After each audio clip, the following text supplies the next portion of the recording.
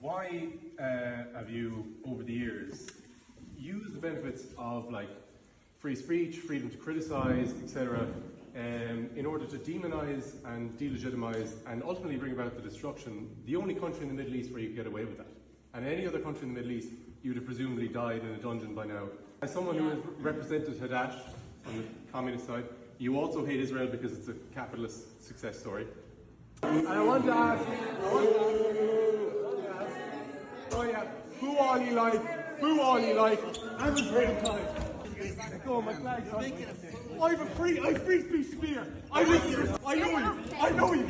I do know you. I'm Jim. So, for those of you who don't know, that was the very young and courageous pro-Israel activist Jamie O'Mahony.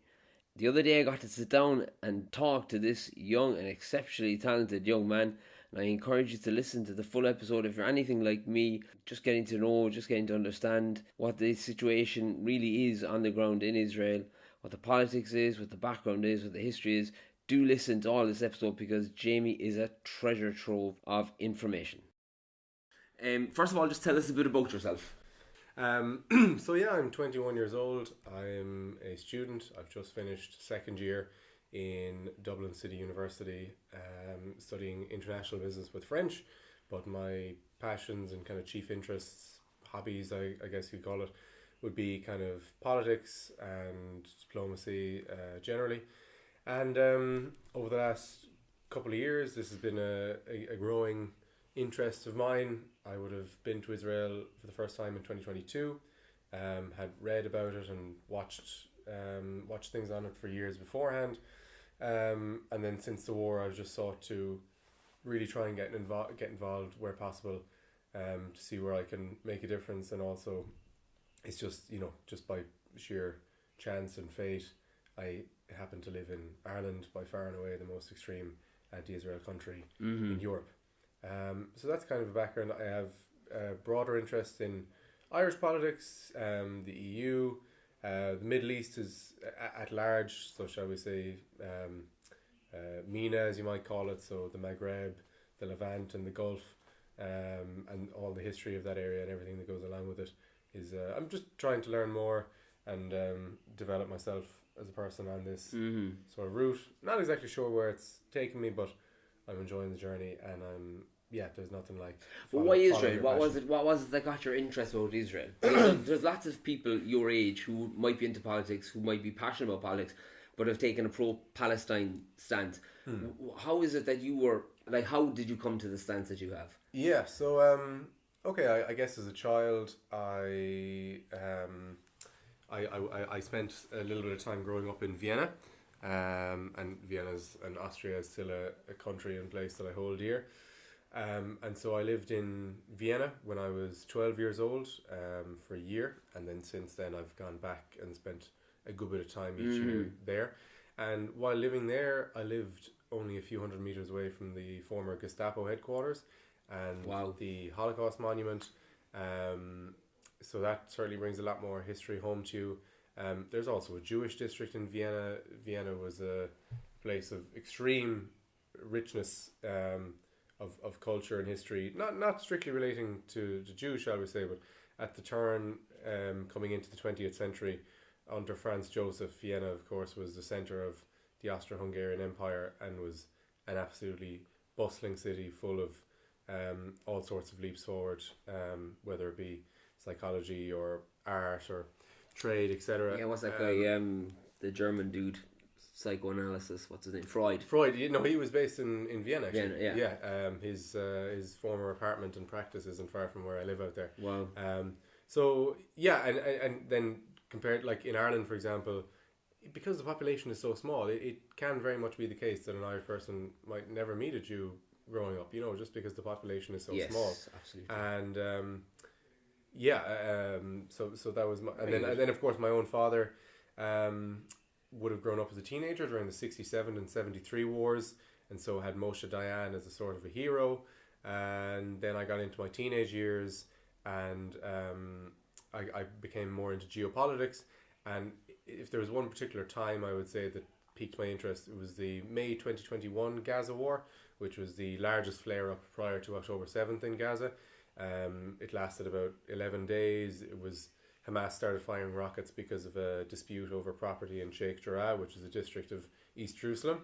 And so I became massively engaged at that time.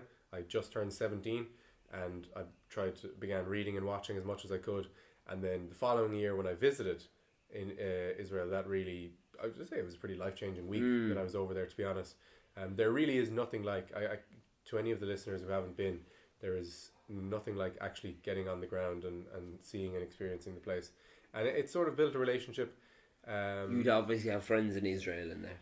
By now I would, yeah. I mean, like none of this, this is the thing that people are always a bit confused at. I'm an atheist. I didn't grow up with any Jewish or Israeli connections or friends, but just over time, really, I've built so many great relationships with Jewish people in Ireland, the UK, continental Europe, and then through a couple of trips to Israel now as well.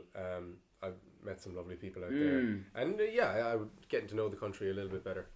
And as you say, you mentioned that you're an atheist. Israel is probably one of the few places in the Middle East where you can just say that and it's no problem. Like, absolutely, yeah, and that's certainly a thing that I admired about the country. The religious freedom there is just fantastic, and it makes it a total exception from anywhere else in the Middle East.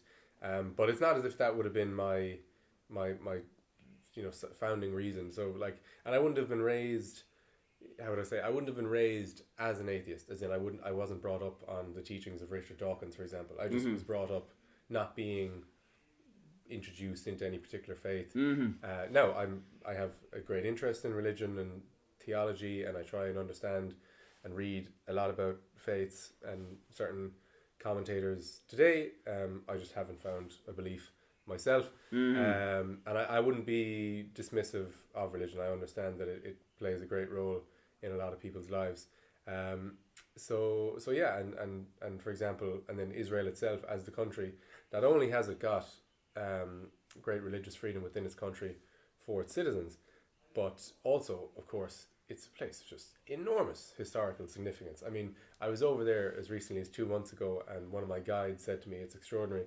You can open up the Bible, read a couple of pages, and then take a shovel into the ground and discover history that way. And you walk around, obviously the old city of Jerusalem in particular, but also up and down the country, you have these extraordinary sites that go back literally thousands of years. I mean, even I visited a small area called Caesarea in the Hebrew pronunciation, or Caesarea in English, which is on the coast of Israel, on the Med, built by King Herod for Augustus Caesar after Julius Caesar was murdered. And it was a sort of a palace, and then you had I'm after forgetting the Latin term for it, but the track for Roman chariot racing. Well, that's not the forum, is it? No, forum something else. Yeah, and an amphitheatre as well. And that was built by King Herod for a Roman emperor 2,000 plus years ago, and you can walk around the ruins today. That was amazing, just a minor example. Is that near where the 10 cities, the Decapolis? That's not that region. It's different. I'm not certain. Okay, yeah, fine. Me neither. Cool. So that's good to know. So could you tell us then a little bit about what happened last Saturday? What was the name of the gaff or someplace? I read about it. It's actually, the clip of that has gone viral on various different social media platforms. But could you give us a little bit, explain what the event was and such? So it's certainly been a bit of a whirlwind 72 hours. So essentially about 2 weeks ago, I came across this event that the IPSC were holding. So the IPSC are the Ireland-Palestine Solidarity Campaign. They are extremely dominant in Ireland. They have, I'd say a minimum of 12, 13 events maybe weekly. And God, yeah, there'd be certain times now where they'd have a much higher number than that. So, run actually by a woman who comes from Limerick as well. And yeah, for essentially any Irish people listening, all those events you see in your local towns, cities, the big national marches that they do in Dublin, they're all run by the IPSC. And I'd follow them over the last couple of years, seeing what they were doing. They are down in Bedford Row in Limerick City, often on a Saturday afternoon.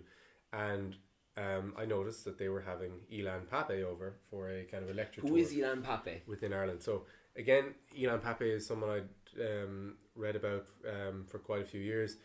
He is essentially of a particular class of people. He is an Israeli Jew who actually grew up within the modern nation state, but has made it essentially his life mission to bring about its destruction and dismantling. And he has made a career off that as an academic and a writer. And in, I think, 2007, so he, for example, is a big advocate of the BDS movement, boycott, divestment, sanctions. I'm sure we'll get into that later, which essentially puts forward the idea that all countries should have zero contact. Countries and institutions and individuals should have zero contact with or trade or relationships with any Israeli groups, people, the state itself. Yeah, so it's a very radical fringe idea, and unfortunately it's become more and more normalized. But Pape has made this career off sort of as a revisionist historian. So his theory essentially, I mean, he uses the term like historical Palestine. He puts forward the idea that there was a cohesive Palestinian nation prior to, you know, modern day Zionism starting from the total nonsense, right? Absolute nonsense. And in particular, he's famous for his theories of the 1948 Arab-Israeli War, and saying that it was a mass planned expulsion by Israeli leaders. Now, he's been debunked by fantastic historians and writers such as Benny Morris or Ben-Dror Yamini. But what's funny about him, and that a lot of people don't unfortunately speak about, is he shouldn't even be called a historian, because he himself has said in interviews, in, for example, Le Soir, in, I think it was 1999 or 2004, one of two cases, he said himself he actually doesn't believe in objective facts. He simply believes in narratives and ideology and putting across these ideas, and you can actually disregard serious objectivity or an examination of history. In his world, you can just it's all about narratives. So that's an unfortunate thing, and so he shouldn't be taken seriously, someone who speaks like that. And then the one final thing about him is he's of a particular genre of strongly anti-Zionist Jews. So Gideon Levy is another one, a writer for Haaretz within Israel, very left-wing paper. Or Noam Chomsky within America. Oh God, Noam Chomsky, yeah. And Norman Finkelstein. So yeah, so that's Pape. And I noticed, my God, he's coming to Limerick, and it was sort of I suppose a bit of I felt a bit of a calling to this anyway. So someone like Ilan Pape, who's very big in his field, although I find it a despicable field, I can't allow him to come to Limerick, my home city. And not challenge him. That would I wouldn't be able to sit myself if afterwards I thought to myself, well, Ilan Pape actually came to a city where I grew up, and I didn't try and challenge him. So I put together a bit of a plan. I tried to gather a group of people to come along. Now, there ended up not only being three of us, but sure, look, it's better than just going by myself. And well done. I essentially, another thing is I read a book of his last year to try and understand the way these people think a bit more. Brilliant. So yeah, so I had a couple of resources, and we went along, not going along wearing Israel flag pins, for example, on our chest. We went in discreetly, subtly. I was carrying my Ilan Pape book, so that I could kind of pose as a supporter, shall we say. This isn't the first time I've done this. I mean, I've gone to other pro-Palestinian events, shall we say, somewhat undercover. Now, at those previous events, I hadn't kind of exposed myself as an actual Zionist. I'd gone along and listened, probably audio recorded it, and then tried to come away with what I took, and provide that information to other groups. So, for example, back in October, this video is on my Instagram about it. Back in October, the BDS branch on my university brought in the cousin of the number one Hamas leader for over 20 years, Ismail Haniyeh, who was actually killed last August in Iran. But his cousin was brought into DCU, who came out of Gaza last year. And not only is it's not as if he's a familial relation who's a bit embarrassed by the actions of his cousin. Zakhani is this guy's name. He still resides within Ireland. He's a proud supporter of his cousin's legacy and work with Hamas. And I went along and I put it to him. So Hamas, for anyone who doesn't know, is an acronym. Yeah, so for the Arabic it's Harakat al-Mukarrama al-Islamiyya, meaning Islamic resistance. So I used that phrase to him. And so I think by using that he maybe thought I was a bit sympathetic. And so he started saying how proud he was of his cousin, and that he was resisting the evils of Israel, and that Sinwar was going to be a great leader to take over from him. And of course I took that to the university and they didn't do a single thing about it. But it is kind of frightening though, just before we dig down into the details of what you're saying.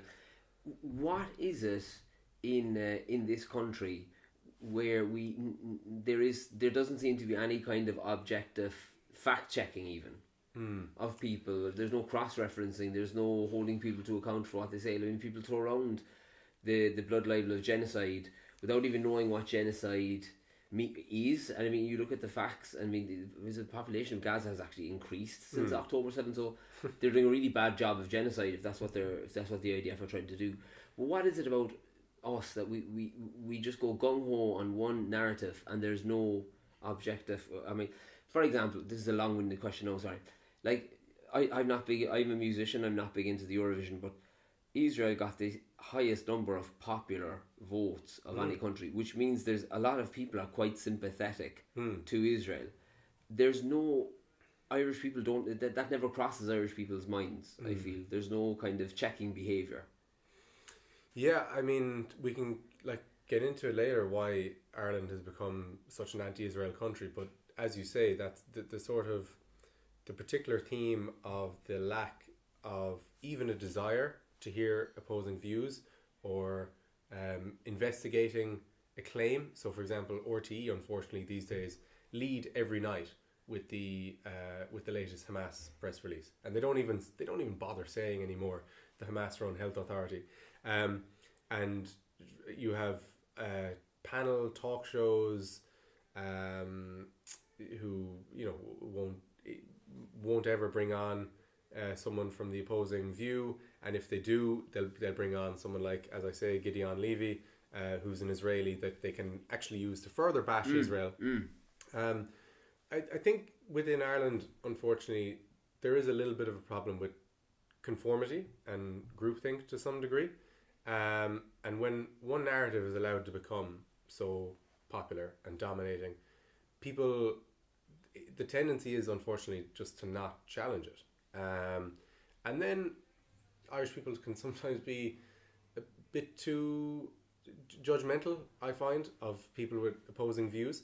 And for example, it's an interesting theory of even Kevin Myers, the journalist, who says that when he grew up, Ireland could be a very repressive place for people who had views that went against, baseline narratives on, for example, the role of the church within Irish society.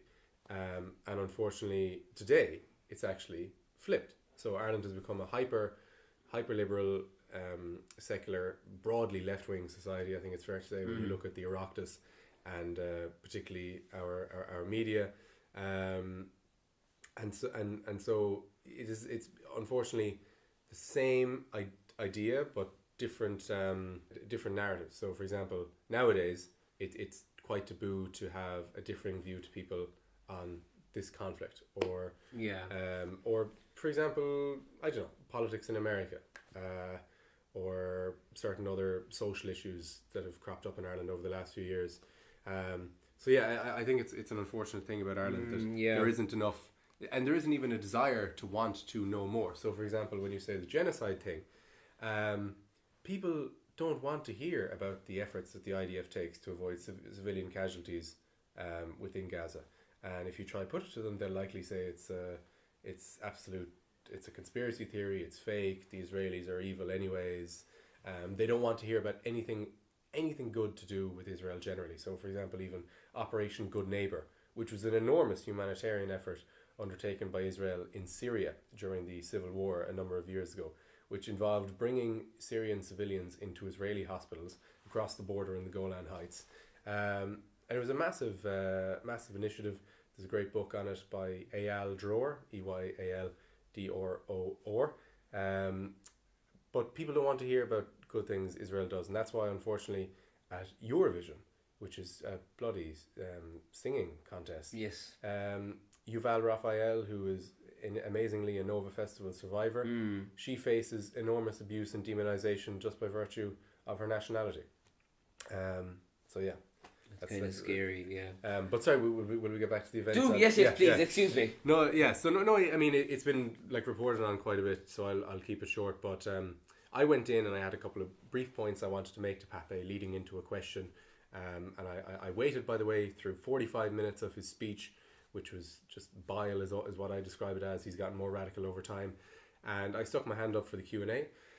And my question involved, firstly, trying to challenge him on the fact that he uses all the privileges and freedoms that Israel as a Western-oriented nation provides. So freedom of speech, freedom of the press, the ability to criticize the country around you, the state, etc.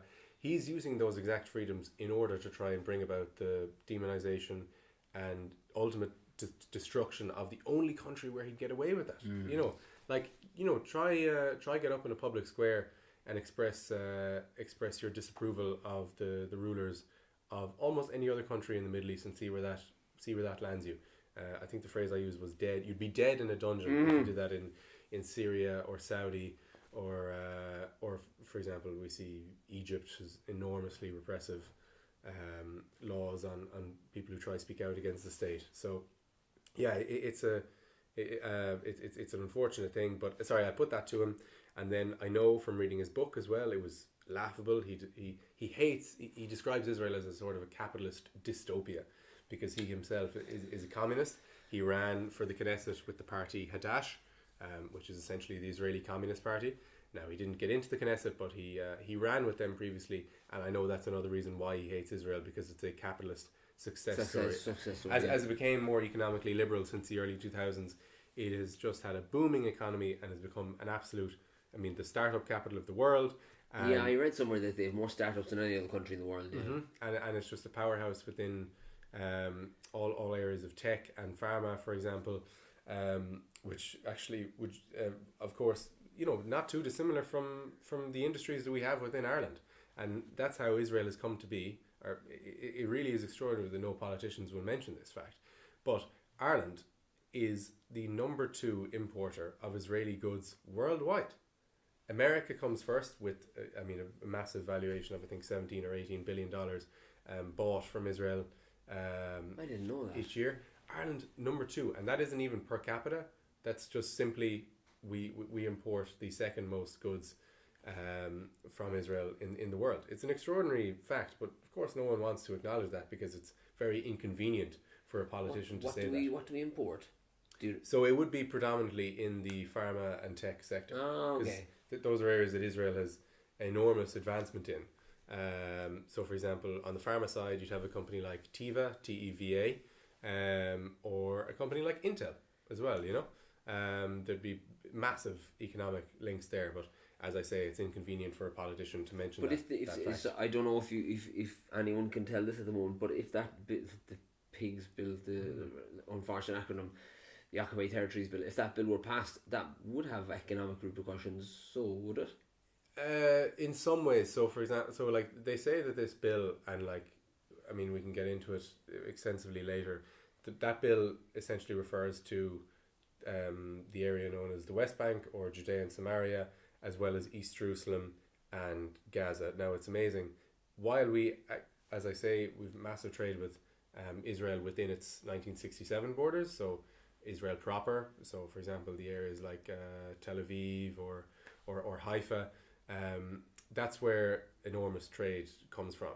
But the areas that the bill is trying to go after, it's laughable. Less than €1 million is the valuation of that trade. Territories, of course. But that's not to say. That's not to say that it's a hugely vindictive, punitive bill. And of course, you have the chair. When you have the chair of the U.S. Senate Foreign Relations Committee, what was his name again? Risch, Yeah. commenting on it in a very dark light, saying Ireland was on a hateful anti-Semitic path, which in its crusade towards Israel, it certainly could be called that. But of course, it's going to have still a big knock-on economic effect, and it's. I mean, we'll come into that a bit more later in regards to the details of it. But Simon Harris is just certainly making this his absolute mission. So and then so to finish on the Pape thing, I was losing the room at that stage, because as soon as I said the word capitalist success story, that room is full of people who probably have their lovely copies of Das Kapital at home. So then at that stage there was booing and shouting. So I said, look, I essentially lost the room anyways. So at that stage I wanted to make my final point, which was, look, despite everything you do, this is kind of towards Pape now, despite everything you write and all your speeches, whatever, nothing you do will change the fact that Israel is going to remain prosperous and free long after we are gone. And at that stage I took the flag out of my bag and I began to say Am Israel Kai, which is sort of it means to life in Israel. It's kind of a rallying pro-Israel cry. And then at this stage, this man in front of me, Ger Downs, who's an academic at University of Limerick, decides to try and grab the flag out of my hand. And of course I wasn't going to let him do that. A flag is a very symbolic, important item, and I wrestled it back off him, and then we got into a bit of a scuffle. Crowd comes around, tries to separate us. We're shouting at each other for another minute. Then I was hauled out of the room with about four fellas. I saw that. It was like a rolling ball in a rugby game. It was cool. Oh, exactly, yeah. Four fellas hauled me out of the room. Then the video cuts away for a second. We ended up on the floor outside. This is on the street, yeah. Wow. We get up, and then the video comes back in then, and you can see Ger and I kind of squaring off to each other again before we were separated. And I was shouting at him, for example. I said, I thought you were better than that, which I really did. Essentially, my family know him. We used to be family friends. Really? You could almost say, yeah, this is the extraordinary thing about it. Oh, God. You could almost say that, you could almost say that he was the reason my parents met. He taught the language class, the Italian language class where my parents actually met about 25 years ago. He used to be around my house for dinner parties. I remember playing with his son when we were about 9 or 10 years old, because we were of a similar age. And yet he didn't recognize me on the day, because he wouldn't have seen me in about 10 years. But still, my father would have run into him in town now and then. Yeah, so that's why for anyone who's seen the video, that's why I'm shouting, I know you. Yeah, I heard that. I was wondering, does he know him from around the place? Or that's why I'm shouting, I know you. Look, yeah, sure, it's extraordinary that a guy like him, I mean, if you think about it, even a couple of years ago, it would have been absurd to think that an academic in a university who teaches Italian, you'd think of someone like that as an upstanding member of society. But over time, the radicalism of this movement obviously emboldened him, and obviously he was in the room with 70 plus people who agreed with him. So you've mob mentality kicking in there as well. He felt emboldened to try and attack me in broad daylight in a public intellectual space. And I mean, it's just such a betrayal of the ideas that are meant to be, that our societies are meant to exist on, things like freedom of speech, tolerance of dissenting opinions, the lack of use of physical violence, and yet no, there he is behaving like one of Mosley's thugs in the 20s and 30s. Good analogy. Yeah, so at that stage then we went home, and we went home, and then I went to the police about it a couple of hours later, but I decided not to press a formal assault charge. Might have been different if I ended up in hospital, but look, given what happened, I didn't consider it quite worth it for my sake. Even going to court is a arduous process, stressful, time costly, and even stressful process. So I didn't want that. But look, I hope he feels some guilt for the way he carried on, and it's unfortunate as well that University of Limerick haven't commented on it at all, and they probably won't even give him any kind of sanction or anything. Any like sort of a slap on the wrist. Yeah. And yeah, as we say, the video went pretty viral, which is just very amusing. And very different on various platforms as well. Like, oh, I mean, I would regard appearing on Al Jazeera as a pro-Israel supporter as some sort of a badge of honor. You know, was it on Al Jazeera? Yeah, 400,000 plus views. I think it's extraordinary. Oh, good man. And we had all sorts of great like pro-Israel accounts from people like Stand With Us, but also pretty prominent individuals like Hen Mazig, and then I know him. A particular. I mean, I nearly stopped my tracks when I read an article yesterday that actually said that an Israeli minister in the cabinet had commented on it. Amichai Chekli of Likud, who's the Minister for Diaspora Affairs, he commented on it, which is just, it's just extraordinary. To conclude on this matter, I guess I'm pretty proud of myself for standing up for my beliefs. It's the values of dissenting opinions is something that I really value. Like, particularly, I read a lot about authoritarian structures and systems, and I mean, I know I'm glad to acknowledge that I live in probably the freest part of the world, but nonetheless, that's all the reason to preserve those ideals and values, and that's something that my father always instilled in me from a young age. When I was 9 or 10 years old, he used to take me over to Speaker's Corner in Hyde Park within London, because he wanted to get across this idea to me of that people are unique, people have differing opinions, and they should be allowed to express them. What is Speaker's Corner? Speaker's Corner is an area within Hyde Park in London that has for a few hundred years, I'm pretty sure, been essentially a place where people can simply come along, bring along a soapbox, get up on it and start speaking about whatever. Oh, right. You see that those people doing videos online. From now, unfortunately, these days it's become a more hostile place where you have a lot of, for example, Islamist preachers. Okay. And you've had multiple kind of physical altercations there over the last years. But historically, it would have been a place where a great sort of essentially a bastion of debate and free speech within London and like the British Empire at the time, I kind of grew up on those ideas, and freedom of speech. I'm trying not to sacrifice them. Bedrock of a free society. Exactly. Just one of the things that's quite frustrating around Israel, I find, is the gaslighting, and how from everyone in the media to people in government start immediately touting, even though they don't know the history of the area or the history or even the history of the conflict. They keep saying, "Oh, two-state solution," as though Israel were not open or have not been open to a two-state solution from the get-go. Could you explain a little bit about the two-state solution? Just a brief overview of it. Okay, so as people are aware, at the turn of the 20th century, all that area was part of the enormous Ottoman Empire.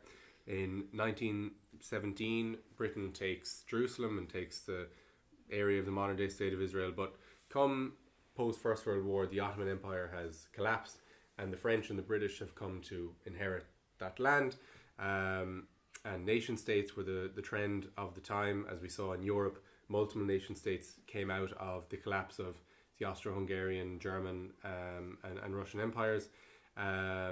And essentially the area was carved up into certain mandates, French and British controlled. So for example, modern-day Lebanon and Syria was French. Iraq, Jordan and Israel came under British rule. And look, I mean, people are right to have qualms with the way British and the French went about it at the time, with little regard for the differing ethnic groups or the tribal nature of that area. But look, what can we do? We can certainly comment on the actions of the European powers at that time, but the fact is they happened and you have to deal with them. So essentially these individual nation states were created, and we'd had the Balfour Declaration in 1917, which is essentially the British commitment to a Jewish state in their historical homeland in that area. Theodor Herzl had written the Jewish state, or Der Judenstaat, in 1896, which was essentially this idea that Jews are going to face anti-Semitism wherever they go. whether they try assimilate, as he had attempted within Austria and Hungary, or whether they and renounce their sort of Jewish identity, or they or they retain that identity with yeshivas and synagogues and such. Unfortunately, it's going to exist everywhere. He was inspired essentially to write the book by the case of Alfred Dreyfus, who was a French Jewish police officer put on a show trial for treason, essentially just purely because of his Jewish identity. So there had been from 1881 onwards a gradual return of Jewish people to that area, and Zionism, the idea of a Jewish nation state, was in full flow. There are a lot of fantastic writers who had differing visions of that time, so I'd advise people even to read Jabotinsky. But nonetheless, we come to 1920 and the San Remo conference in Italy, where you'd had the Paris Peace Conference the year before, which is where these differing the powers that were at the time came together. So, for example, you had an Arab delegation, which actually Lawrence of Arabia was a part of. T.E. Lawrence, the British officer who led Arab armies during the First World War. You had the Paris Peace Conference in 1919, and in 1920 at the San Remo Conference, you have the confirmation of the mandates that were drawn up. And also a key part of the San Remo Conference was that it gave title to the Jewish delegation led by a guy called Chaim Weizmann at the time, and it affirmed that, quote, Palestine would become a national home for the Jewish people. Now, of course, the word Palestine is important to note. It's a geographical term for the region. There has never been an independent Palestinian state, and there certainly wasn't a distinct Palestinian people up until the 1960s and 70s. The word Palestine came from after the Simon Bar Kokhba revolt of 136 AD or CE, whatever people want to call it. The Romans had crushed a Jewish uprising, and to add further insult to injury, they wanted to rename that area, which was previously known as Eretz Israel, the land of Israel, Judea, Samaria. They wanted to rename that land Philistina, which after the land of the Philistines, which were historically an enemy of the Jewish people within that area. And on a just a quick note, like, that area has such enormous history. So, for example, we see that the name Philistina, coming to mean Palestine, came from 136 AD. The term Beitar and the Beitar movement within Zionism also stems from the last stand, the location of the last stand of the Jewish fighters at that time. So I really would, advise people to look back over the centuries at the enormous history that comes to create the world that we live in and the environment there today. But like I said, the San Remo Conference of 1920 establishes the one we're talking about today, the British Mandate for Palestine. And the area at the time included what we see today as the modern day state of Israel, with the border, the northern border with Lebanon, northeastern with Syria, southwestern with Egypt, the Sinai Desert. But it also included the area to the east of the River Jordan, what the modern day nation state of Jordan, for example, which kind of juts out eastwards, a much larger area than Israel. And in 1922, and this is case one really of the two-state solution, quote unquote. 1922, Transjordan, as it was called, was siphoned off and became its own kingdom under the Hashemite dynasty, which it still is ruled under today with King Abdullah II. And the British Mandate for Palestine became its own area, and crucially, Transjordan was an area where Jewish immigration was forbidden. Jews could not move there. And so, as early as that stage, we see that the area to the west of the Jordan River was going to be envisioned as the Jewish state. So we move forward. There's more Jewish immigration to the area. The name for the Jewish community living under the British Mandate at the time is the Yishuv, Yishuv, and essentially they began setting up all the institutions that a nation state involves: police, courts, healthcare services. It was a little bit like home rule. Would that be a fair? Not formalized, but the Jewish community did go about setting up everything they would need for self-governance. But it was including their own militia, right? They had their own. Came to be the Haganah, yeah, Haganah. So it wasn't like a formalized home rule, but the Jewish community of their own accord went about setting up what was needed what is needed with statehood.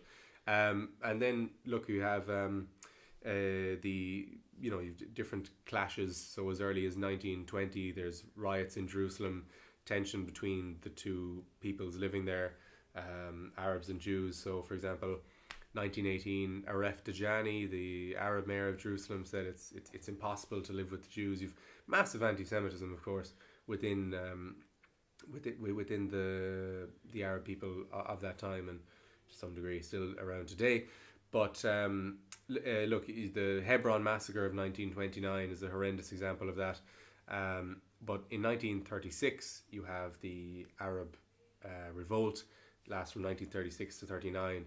You have Arabs vandalizing and attacking the British authorities of the time, and unfortunately, the British kind of caved to these riots and put together a commission to investigate what solution they could come up with, and they came up with the Peel Partition Plan, as it's called, which would essentially divide the area into an Arab state, a Jewish state, and Jerusalem would come under joint sovereignty. It's a tiny area of land when you look at it today that was going to be envisioned for the Jews. It's, simply kind of, if you were to go north from a sliver along the western coast with Tel Aviv, going up to the north with Lebanon, and the rest of the area would fall under the Arab state. But it didn't work for the Arabs, and of course they rejected the plan. Crucially, the Jews accepted it because a state is a state. Anything is a win for them. The Arab leaders of the time, unfortunately, they were called the AHC, the Arab Higher Committee. They did not want any deal that involved any sort of self-determination or statehood for the Jews. I'll fast forward. You go to, crucially, 1947. The Second World War has happened. The Holocaust has happened. In 1939, unfortunately, tragically, the British had restricted Jewish immigration to the area to 75,000 a year. I mean, at a time when Jews needed it most, they were limited in the amount that could come to the area. And in 1947, the British have essentially given up on. They throw their hands in the air and pass the issue over to the UN. And as I say, it was a mandate, so the mandate was going to expire in May 1948. The British decide to hand the issue over to the UN. The UN come up with a partition plan, Resolution 181, I think, which again divides the area. Jewish state, Arab state, and Jerusalem would become an international city. Once again, accepted by the Jewish delegation, rejected by the Arab delegation. That's the 29th of November, 1947. Extraordinarily, the 29th of November is now, I forget the exact title, but it's sort of an International Palestine Solidarity Day. And when you think about it, what that means that the Palestinians draw this day down as a tragedy because that is the day that historically a Jewish state was even proposed. The Arabs, of course, were led at the time by a man called Haj Amin al-Husseini, the Grand Mufti of Jerusalem. Famously met Hitler in November 1941. Yes. He wanted a final solution in the Middle East. The Muslims at the time and the Nazis mightn't have agreed on much, but they certainly agreed on the fact that in their eyes the Jews they simply couldn't exist. And on December 2nd, 1947, only 3 days later, the Al-Azhar Council in Cairo puts out a motion declaring a fatwa and jihad against the Jews living within that area. And May 14th, the months go on, nothing's resolved, everyone kind of knows it's leading to war.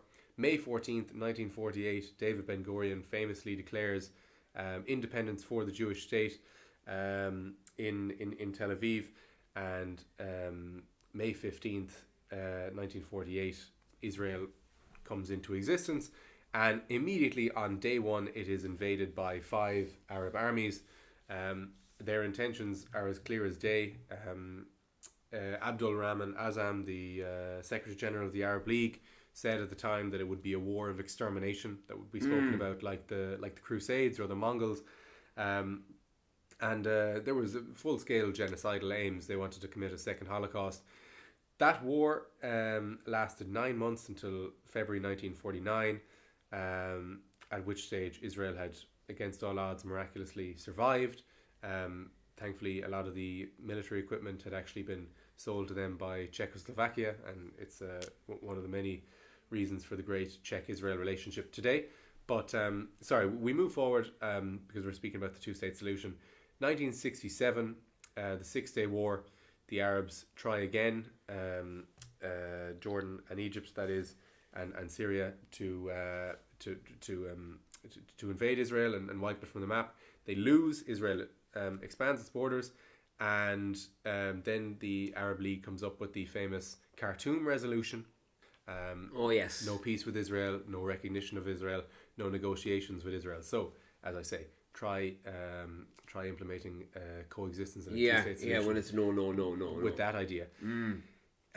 Moving forward, you have the Oslo Accords in the 90s, which essentially between Yitzhak Rabin and Arafat put forward the idea of a sort of limited self-governance for the Palestinians under the Palestinian Authority, leading into a state. And people talk about, at that stage there still could have been a two-state solution. And all I advise them to do is to read what Yasser Arafat was going away and saying and writing to Arab counterparts at that time in Arabic. Of course, he massively contrasted what he said in English to the international world versus what he said in Arabic. He openly spoke about how this was seen as a stepping stone towards the destruction of Israel, and it was just another block on that way. That was the way he sold it to the Arabs. Yes, yeah, who were dissatisfied with this is a building block towards destruction. Absolutely. He even quoted in 628 AD, Muhammad made a treaty with these Jewish tribes down in modern day Mecca, down by Saudi. He negotiated a peace treaty with them with the explicit idea of waiting a few years until he was strong enough to eventually crush them. So in 2000, the culmination of Clinton's hopes for peace for the area, he brings Ehud Barak and Yasser Arafat together to Camp David to hash out a two-state plan. Arafat ends up being offered an independent Palestinian state on 96% of the land of the West Bank, Judea and Samaria, a state in Gaza as well. He walked away from the table and rejected it. That's a massive moment in the conflict, and Bill Clinton has even said recently that you can't walk away from a deal that good and then expect people all the doors to be open for you 25 years later or whatever. Yeah, I saw that clip. In 2008, Ehud Olmert offered a similar plan to Mahmoud Abbas, the current president of the Palestinian Authority, with a capital in East Jerusalem as well, which is an extraordinary offer, and Abbas rejected it. But in 2014, John Kerry visited 2013 and 2014, John Kerry, the poor man, made, I think, about around 10 visits to the area because he wanted to he wanted to try and revive the two-state idea, and he was just simply fobbed off by the Palestinian leadership. And 2020, Jared Kushner's peace plan under the Donald Trump administration again provided another pathway to statehood, and Mahmoud Abbas simply went in front of the the UN to say la la la, which is Arabic for no no no, and we haven't had a two-state offer since then, and understandably so. It is, as an idea, it's a nice idea, but it unfortunately has been tried and failed multiple times, and you still have Western leaders banging their head against the wall speaking about it, and it's just simply a defunct idea. But it's constantly the Palestinians turning it down. It's constantly Israel bending over backwards, offering land, making concessions. I mean, when they got out of Gaza, when Ariel Sharon took them out of Gaza, there were Israeli settlements in northern Gaza. They were just forced from their homes. Yep. And no one talks about. People talk about. I mean, there were displacement of Palestinians for sure after the 1967 war. Was it 135 families or something were moved out of the Mughrabi the area to clear space for the Wailing Wall, I think they call it. But like for sure there was. But I mean, what about all the millions of Jews who were displaced in the wake of the founding of the Jewish state because they couldn't stay in their homes anymore? No one ever talks about that either. Absolutely. So, I mean, 1948, as Palestinians love to call it, the Nakba. No, I mean, it's catastrophe. It's a catastrophe for them that they lost the war. They lost their genocidal war against the Jews. But crucial thing to note is in the Lebanese town of Zufar, Zufr, September 1947, the Arab League meets, planning their war against the Jews in that area, and the idea of moving the Arab population of the time was expressed by them. They said, we're going to move the Arab population living there in order to give us sort of a clear attack at the Jews. You also have, for example, the evacuation of Arab areas of Jerusalem in April 48, but then you come into the war itself. You've essentially three reasons. You've Arab armies asking the Arab population to get out of the way while they executed the war. You did have, in some cases, of course, which was wrong, Jewish persecution of Arab villages, and then the third part, which is simply people leaving of their own accord to leave war, which is totally natural. But a hugely important thing to notice is that in the Israeli Declaration of Independence, it's even noted, I forget the exact quote, but it essentially says, even in the midst of the war against us, we call against the Arab peoples living here to become part of the upbuilding of the state, and those who stayed immediately became citizens. Arab Muslim citizens play a huge role in the state up to today. And crucially, of course, then you have this displacement of 750,000 people out of the area, but they were also forbidden. The idea of returning was forbidden by Arab leaders, firstly, because it would be seen as some sort of recognition of Israel. So they couldn't go back to where they were because that would be endorsing the state of Israel, right? Absolutely. And in summer of 1949, Moshe Sharet, who's the Israeli foreign minister at the time, proposed a plan for, a limited amount of return, 25,000. And in the following year, only 4,000 people took him up on that offer to go back. And the idea of displacement generally, I mean, my God, the UN have one refugee organization for all the refugees in the world. It's called the UNHCR. And they have another separate body strictly to cater for the Palestinians from 1948, as they say. And it is a totally exceptional case. And UNRWA has essentially propagated and continued this lie about Arab Palestinians being able to return to that land for decades. Under the idea of UNRWA, refugee status is passed down, so you now have 5 million Palestinian refugees, air quote, around the world. In other parts of the world, refugee status is essentially relinquished once you find settlement, safe haven in another country, once you come out of poverty. But in the case of UNRWA, they are not interested in actually developing a better life for any Palestinians who moved elsewhere. They want to continue that refugee status. So it's handed on from generation to generation. Exactly. That's crazy. And I mean, my God, people talk about the plight of the Palestinian refugees. Go and look at how they have been treated in Lebanon and many other Arab countries, but particularly Lebanon, for decades. They have not been afforded citizenship. They're forbidden from certain trades. They're often forbidden from owning property. And then, as you say, population displacement is almost the story of the 20th century. I mean, you have 12 million Germans expelled from areas of Europe after the war. You have 1 million Ghanaians expelled from Nigeria in 83. You have 1 million French out of North Africa in the 60s. The Balkans, India and Pakistan, 14 million people displaced. And the crucial one, in this case that no one likes to mention, is the 900,000 Jews that lived in Arab countries that were booted out between 1948 and 1951. Because upon the establishment of Israel, all the Arab countries took an awful look at the Jewish people living within their states at the time and made life extremely difficult for them, prompting them to move, or took up violence against them. And you have an enormous displacement of, Jews living within Aleppo, or, my God, within modern-day Iraq. The Babylonian Jewish heritage goes back thousands of years. Yes. And that's something that The first exile, was gone in the space of such a short time, and that's a huge, book closed on an enormous chapter of history, and yet no one wants to speak about that. Can I ask you, like, everything that you're saying here, I'll probably have to go away and listen to it again, because it's so much. You've so much information. I don't know how one mind can hold so much information. What strikes me though is people are persuaded. It's a narrative that people believe, and it's kind of summed up in a friend of mine who I know we respect that we have different views on it, but he did say, look, this man is from the north, and he said, it's just that we see in their struggle, our struggle, of course, and he said, Palestine belonged to the Palestinians for thousands of years, and that's a very strong narrative, but it's actually it dissipates under any kind of scrutiny.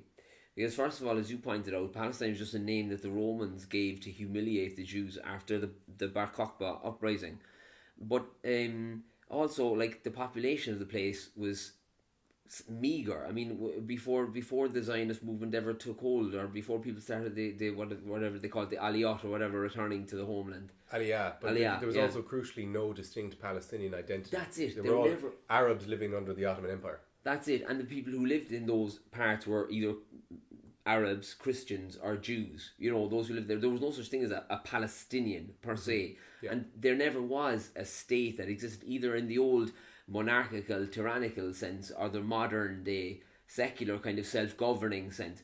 Never has a place in Palestine, and they only started getting interested in the area when Jews started to return. All of a sudden they become patriotic when Jews start to return there in the Zionist movement. So that's a crucial thing, and it brings us into the Irish relationship with the area. So, as I say, no distinct Palestinian identity. The Mufti, who is Mufti Amin al-Husseini, who is the leader of the Arab movement within that area at the time, shall we say, it was formed on rejectionism and objecting to a Jewish identity and nation state. There was never about forming an independent Arab state, shall we say.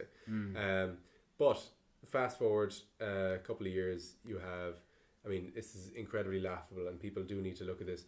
1958, you have this short-lived entity called the Arab Federation of Iraq and Jordan. So essentially, Iraq and Jordan, bordering countries, were ruled by the same family. So you had King Hussein in Jordan and King Faisal in Iraq. Jordan at the time included the area of Judea and Samaria. But you think about it, you have Faisal and Hussein were cousins. They were both very young. I think they were about 23. And they decided, well, look, we have these bordering countries.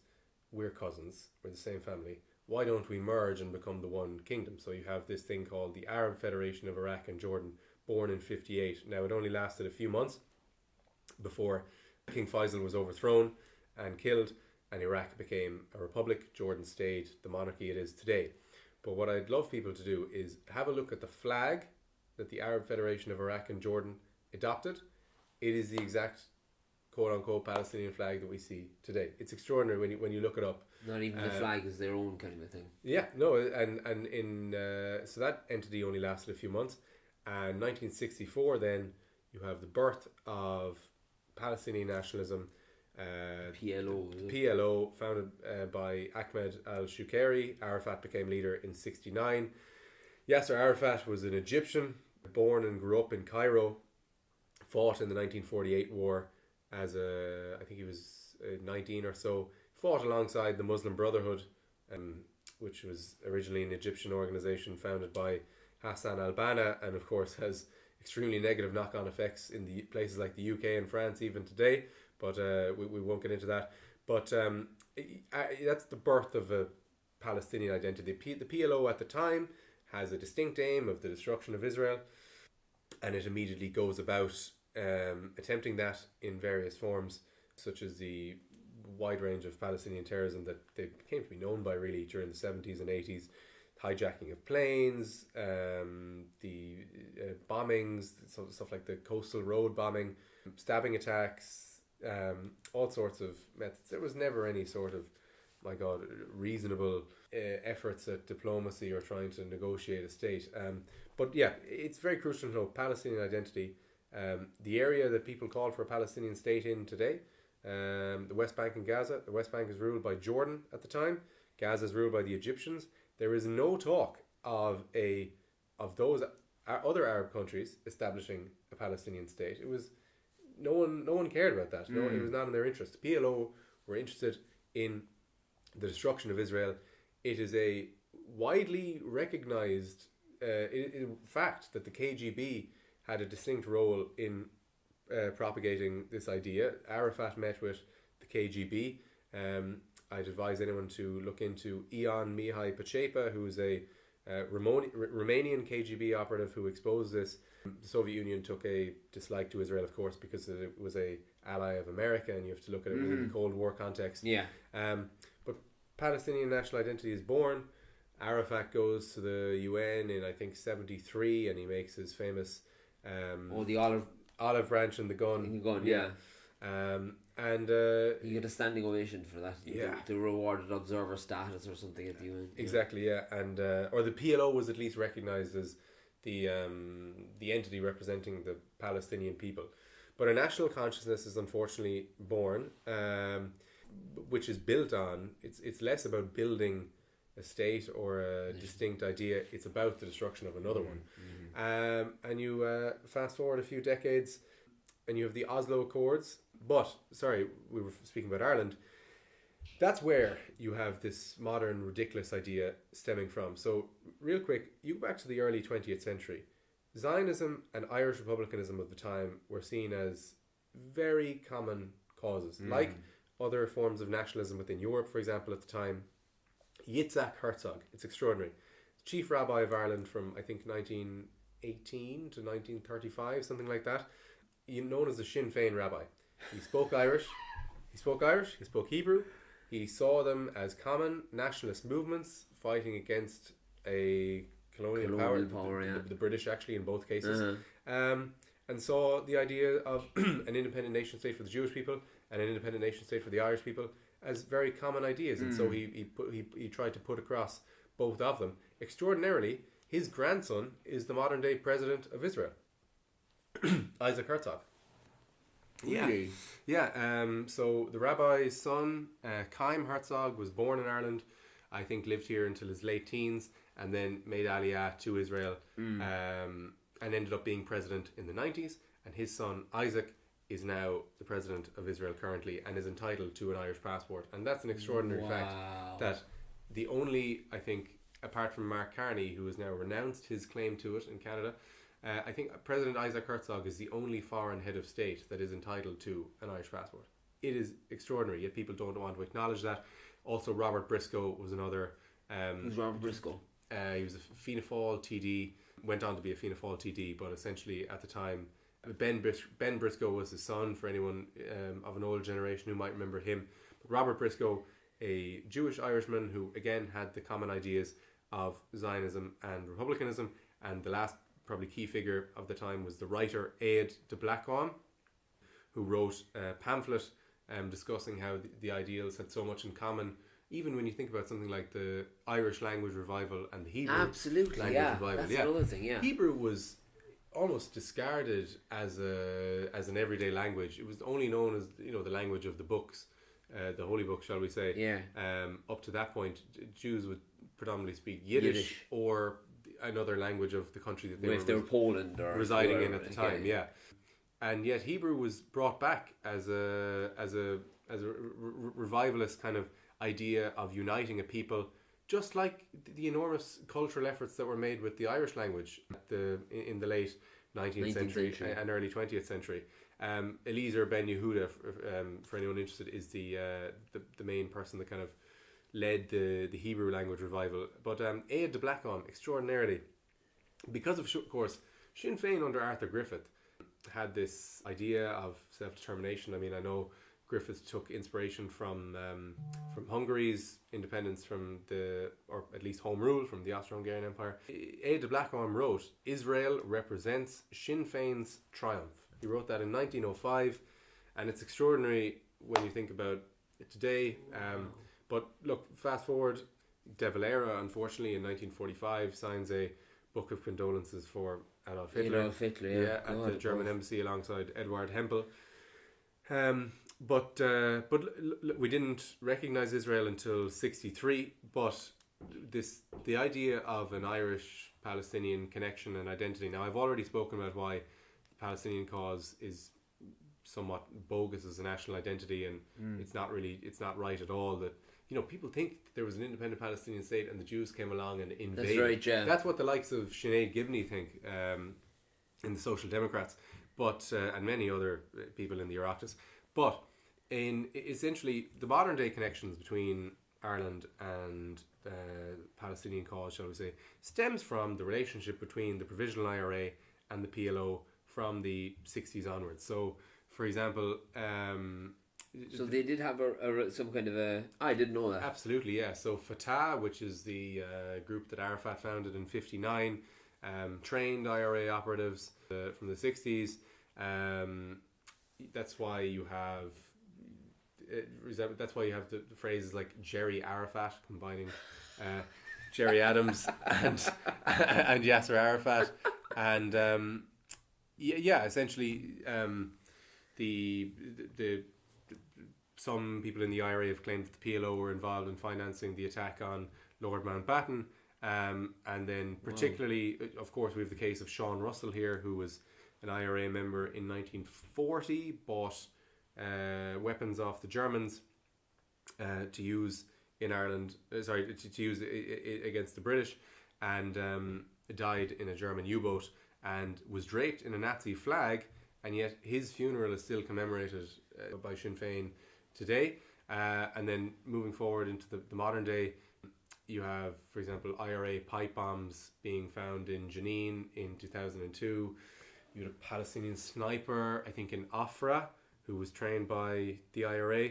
So there were definite links historically from the between the IRA and the PLO, stemming obviously from the 1960s.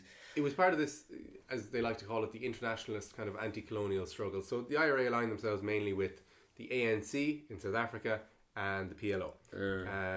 And unfortunately that continued over the decades. And that's why you have people like Angus O'Snoddig, who ends up comparing the Israeli ambassador to Joseph Goebbels. Now, granted, that was even 20 years ago.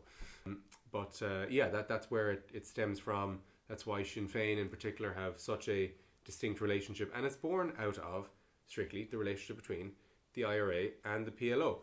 And now, that's, you might say, quite fringe. Why has it developed into absolutely mainstream? You'd have people who would abhor the IRA and Sinn Féin, but for example, you might be Fine Gael, but you'd still have, like Simon Harris, a real strong connection to the Palestinian identity. Unfortunately, over the decades, it just grew and grew as an idea of the Palestinians as an occupied people, and Israel as a colonial entity. I mean, another thing that I just like to distinguish between Ireland and Palestine. Another thing that, if you look at Palestine, the country, or Palestine, if you look at Israel, all the place names are Semitic. They're not Arabic. Jerusalem, Bethlehem, Bethel, whatever. Most of them are Semitic. If you look at Ireland, all the place names are Irish. Why? Because historically speaking, this place was Irish and ruled by Irish, anyway. But the idea of even the occupied territory, one of the important distinctions when you're talking about occupied territory is that there has to have been a self-governing entity that has been displaced. Yes. Which was never the case in the so-called occupied territories. Yeah, so a huge thing that it's just an absolute lie that has been run with by so many massive figures over the years is this idea of, particularly we talk about the West Bank, or to give it its correct term, Judea and Samaria. That's the historical term for those regions. The West Bank as a geographical term, only about 70, 80 years old, because it came to be as the green line as it came to be, which was essentially the ceasefire line between Jordan and Israel in 1949. Jordan occupied that area from Israel, and of course, and then until Israel took that area back in '67, there was no talk of Jordan occupying that land because there was no pre-existing Palestinian entity. But this is where people really should, I mean, I'll try and give a summary, but people ought to look into the works of people like Natasha Hausdorff in the UK. Jacques Gauthier is a fantastic international lawyer who's written a 1,300 page book on this, actually, or Eugene Kontorovich. So essentially the idea is that how can that area be occupied by Israel? So we have the British mandate leading up to 48. 1948, the Arab armies invade. Now, at that moment when the British withdrew and the mandate became a state, it was only the Israeli side, the Yishuv, well, what came to be that declared an independent state. May 14th, Ben Gurion does so. There is no Arab group that declares independence or a state at that time, and so it's so commonly applied almost everywhere else in the world.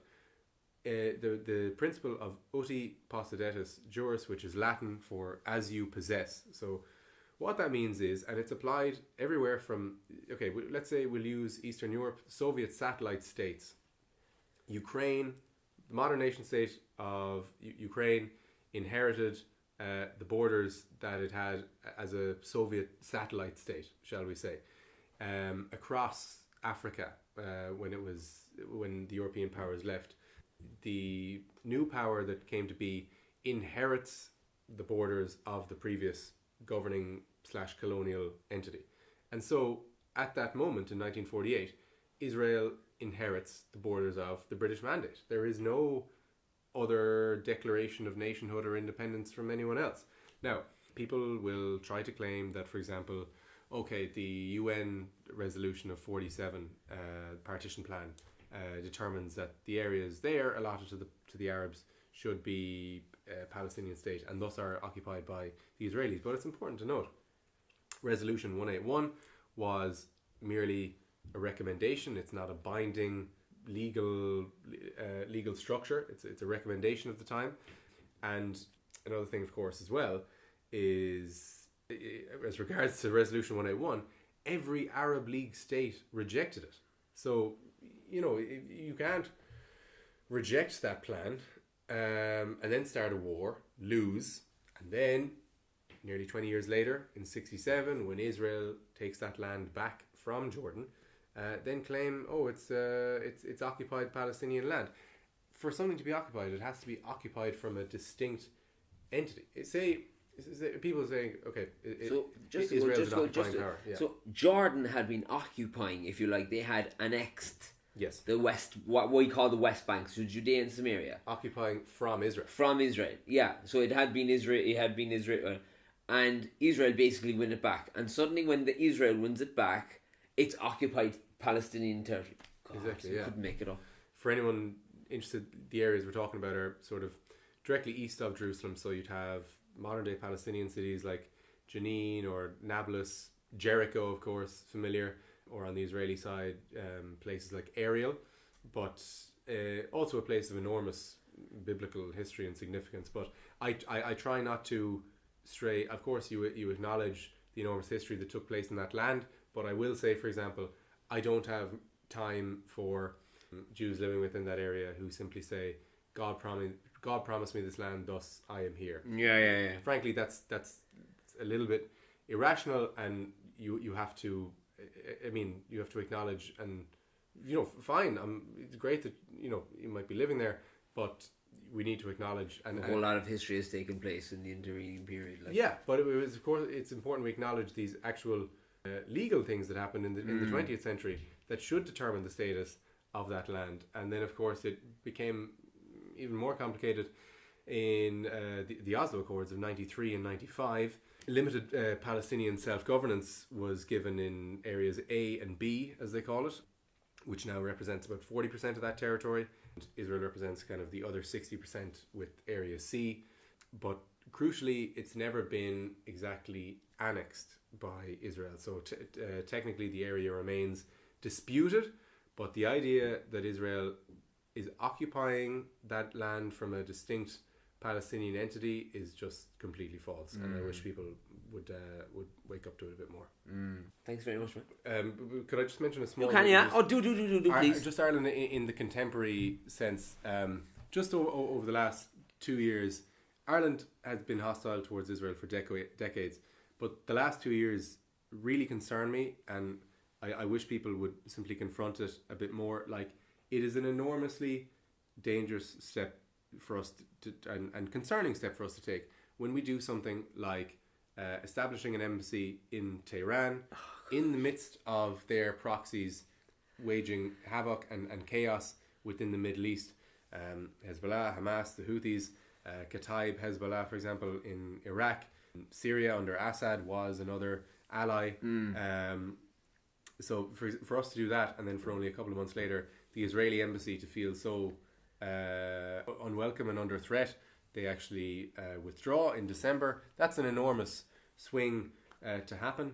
Another thing that really upsets me is the fact that on October 7th, which we didn't even discuss today, with so much other stuff to discuss, on October 7th, of course, I visited Israel quite recently. You can walk around many of the sites that were attacked. It is horrific, and it's a shame that people continually try to sweep it under the rug or even try and justify it. But a massively important thing that we have to note is literally on October 7th, one of our own was murdered. Kim Damty, an Irish-Israeli citizen, a young woman killed at the Nova Festival site, and even 8-year-old Emily Hand, who was kidnapped, and thank God she was released later on. But, you know, the fact that October 7th actually affected our own people, it affected our own citizens, and yet still our politicians, other countries that had their own citizens involved in the attacks in Israel, my God, they made every effort possible and were so vocal about condemning it. And, you know, as I say, if our own citizens are involved, that means we should come down on a clear side. But the Irish state aren't willing to accept that. And also, of course, just another thing is the blatant allowing of the state authorities for flags of Hamas, Hezbollah, PFLP, all defined terrorist groups being waved openly on the streets of Dublin, and that's been tolerated for the last year plus. And we have, of course, Michael D. Higgins, who wrote his love letter to the new Iranian to the new Iranian president, Masoud Pezeshkian, last summer, and also has gone on to espouse conspiracy theories such as the fact that the Israeli embassy leaked that. No, it was posted on the Iranian Ministry of Foreign Affairs website. He's also gone on to say that that Israel wants a settlement in Egypt, again just pulling these things out of the air. And of course, most upsettingly was when, despite the protests of the Jewish Representative Council, the chief rabbi, other figures like this, he went against them and went along to speak at the Holocaust commemoration ceremony in January, where he decided to make it about Gaza and about demonizing, instead of about commemorating the Jewish victims of the past, he made it about demonizing the Jewish state of the present day. And when a woman, in the most peaceful fashion possible, got up and turned her back to him, he stood by and watched as she was dragged out of that event. And more, I mean, we had an Israeli gentleman spat on a couple of months ago. Oh, in the restaurant, right? We had a Jewish student assaulted back in autumn for wearing a Magen David Star of David necklace on him. And we had the incident like on Saturday. And that wasn't the first time you had to be escorted off Trinity College or Dublin City campus at one point as well. Sorry, I didn't even discuss that at the beginning. Blanked my mind. Back in March, I established not the first technically, but the currently only existing Zionist student group on an Irish campus. Students Supporting Israel DCU. Students Supporting Israel is a global network of Zionist student branches, 150 plus in 8 countries, predominantly in America, but elsewhere in the world too. And I set up a branch on my campus, which I was very proud of. And myself and my friends all had death threats sent to us. My God. And I wasn't able to come into campus for a week because people were publishing my timetable, my schedule online, and speaking about, we'll come after him, whatever. So yeah, and it's only at the end here that I really got to speak about a couple of things. The really, really concerning manifestations of anti-Semitism, masked as anti-Zionism within Ireland. There have been, of course, we've had horrendous statements by Sinn Féin TDs, but you'd almost suspect that. But from Fine Gael, for example, they had Councillor Poonam Rain saying that the US economy is ruled by the Jews openly in a Dublin Council meeting, or Colin Burke TD, who posted a picture of Sigmund Freud, quoting that the pleasure taken in aggression and destruction is one of the motivations for war. He, of course, felt the need to quote the fact that Freud was Jewish, and we all know what he's getting at there. He's trying to say that there's an innate connection between Judaism and violence and wanting to do harm. That's and disgusting. He even knew he did wrong, because he deleted the tweet an hour later. But look, yeah, I just, if anything, I don't even ask Ireland to be a pro-Israel country, because I know that's just not going to be the case. But I realise, for example, we have 10 parties in the Dáil who all come down on the one side of this matter, just to varying degrees. But I just ask that people, firstly, do a bit more research before they come to these grand, wild opinions. Secondly, to the leadership in particular, who have constantly denied, viciously denied any accusations of anti-Semitism, reasonable accusations in my opinion, by saying, oh look, it's just criticism of Israel, it's just criticism of Israel. By them continuing to deny that there might be any sort of anti-Semitism problem in Ireland, it's only going to get worse, and they would do better to at least try and be a bit more open and confront and listen to Jewish leaders such as Maurice Cohen or Alan Shatter, or even Rachel Moselle, when they blow the whistle on these sorts of things. And then to finish, just, Ireland is a very fringe radical country on this issue. We're kind of laughed at in the EU because we're so out there on it. But look, the way things might change even a small amount in this country is with more people speaking their mind, offering differing opinions, and encouraging those who might be too afraid to also speak up. And if my little incident on Saturday encouraged even one person to speak their mind at their local supermarket or GAA club, then I can be I can be happy with that. And such a podcast as this is a fantastic initiative, and I really hope it grows and you get to speak to more people in the future. Jamie, thanks very much, Sean. legend, Thank you very much, legend. Sean. Thank you.